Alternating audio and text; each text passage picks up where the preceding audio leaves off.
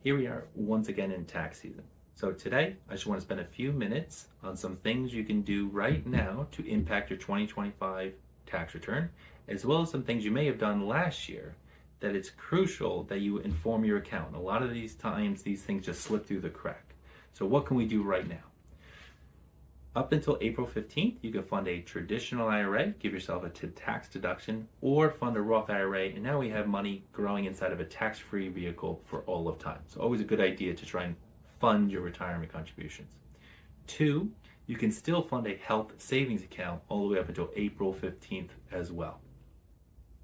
3, if you're a small business owner, instead of utilizing an IRA or Roth IRA, you can utilize an individual 401k or a SEP, and those allow you to increase the amount that you could put towards retirement. So if that is something you want to look into, I highly recommend speaking to a financial advisor or an accountant.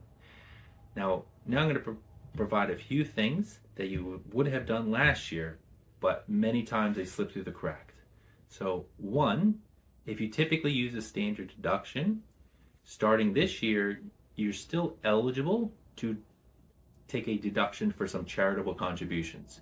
So if you never kept those things in the past because you utilized the normal standard deduction, go back, check your checking account, see if you've made any donations, and make sure you tell your accountant. Tax credits. Now, a lot of people think their accountant just knows everything about them.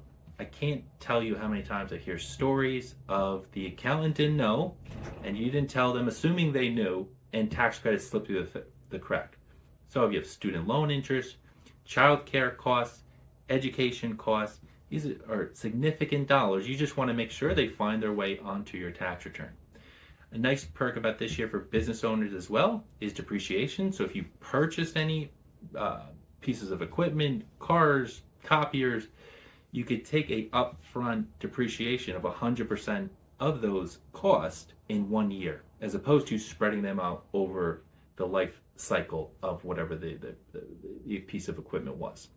And the last one is if you had a RMD, required minimum distribution, last year, and you utilized a qualified charitable deduction where you took a portion of your RMD and sent it to charity, a lot of times your tax document, the 1099-R, is not going to reflect that. So it's just going to say you took $20,000 out of your IRA. It's not going to say you got $15,000 and you sent to charity $5,000.